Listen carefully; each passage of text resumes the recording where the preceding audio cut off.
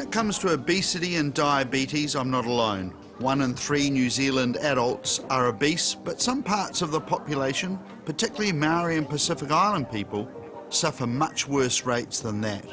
Loved it. I'm at the Otara markets in South Auckland with Dr. Gerhard Sunborn, a New Zealand-born Tongan with a special interest in the health and diet of Pacific Island people.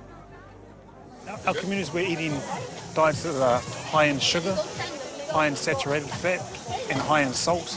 And I think a lot of the food is coming from takeaways and dairies and things like that. So that's what's causing the unhealthy statistics that our community in particular have.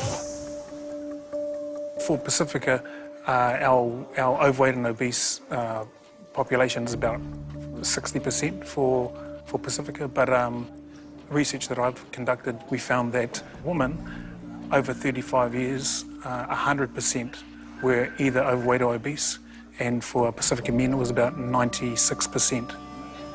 There's a perception that Pacific people value being bigger, but generally, when you look at the evidence, especially recent evidence from surveys of our Pacifica young people, that's untrue. Pacific people's desire to be lean and healthy is just as great as everyone else's, but in recent years they've been hit hard. 30 years ago, diabetes was quite rare. However, now it's very common. About a quarter of our Pacifica population had diabetes. So yeah, 1 in 4 of our Pacific community have diabetes. The weight gain in Pacific people has been gradual over several decades, and Gerhard believes it began when they migrated to New Zealand and left their usual diets behind. Before, when our communities came from the islands in the 50s, 60s and 70s, we were coming from quite a different place. And, as time goes on, even the islands is getting like here in New Zealand, and we're having a lot of unhealthy processed foods sent there from places like New Zealand and the US and Australia.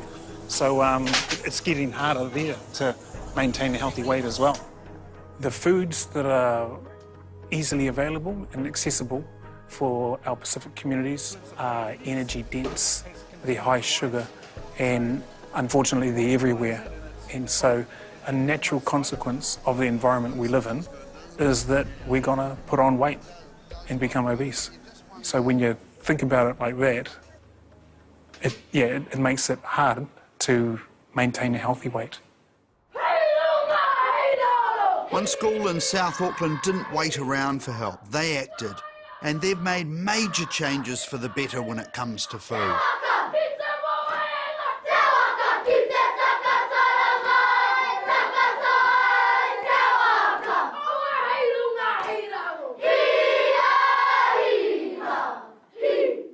Wow, you guys look awesome. I just wanted to get my camera out and take photos of you so I could go and show everybody how great you look. Congratulations, everybody. I'm really excited to be here. And I think what you are doing for New Zealand is awesome. And now the world is watching you guys. Yendarra Primary is located in the poorer part of Auckland. Most of the kids are Pacific Island or Maori descent, and many come from struggling families.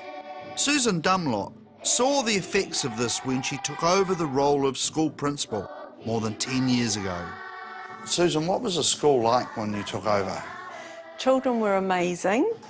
However, we had high truancy, poor attendance. We're talking about 50 to 70% of the school year being missed by many children. And of course, we also had really poor behaviour. The children's lunches were full of junk food and fizzy drinks, and the kids were suffering. There were a lot of what are probably obese children, a lot of big children. There wasn't a lot of activity in the school. With obesity, sometimes there might be not the same energy, and probably the food that the children were eating discouraged them from taking part in physical activity as well. So in 2006, the school took it upon themselves to make a change. Literally overnight, they abolished all soft drinks and went water only. Immediately, there was a sense of calm within our classrooms and within our playgrounds. We tracked our behaviour as well, and dramatic reduction overnight. So it became a very happy place instantly. Hi everybody. How's the water going? Good? The kids are also encouraged to bring healthier lunches to school. What have you got in your sandwich? Tomato. Tomato. Awesome. And that looks pretty healthy bread with all those seeds in there, doesn't it? I remember the first pieces of bread that I saw coming in. I remember the first pieces of fruit we saw coming in. Just that ripple effect, it's just passed on. And within a very short period of time, it was just adopted right throughout the school. Over years, we've just noticed a gradual decline in the weight of our children. Once we did have a lot of bigger children, whereas now most of our children are really within a healthy range. To emphasise the point, some students show me the school uniforms kids were wearing just 10 short years ago.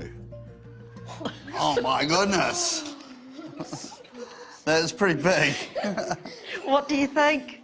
I bet the three of you could get into those all together. The three of you could fit in there, don't you think? Holy moly. Go on, try it on. Try it on. It's too big for me. Look at those. Look, we can get 5 people in there. Yeah, on the other side as well. And look how this one's filled. So healthy eating works, right? Congratulations to you guys. That's awesome that you don't have to wear those clothes.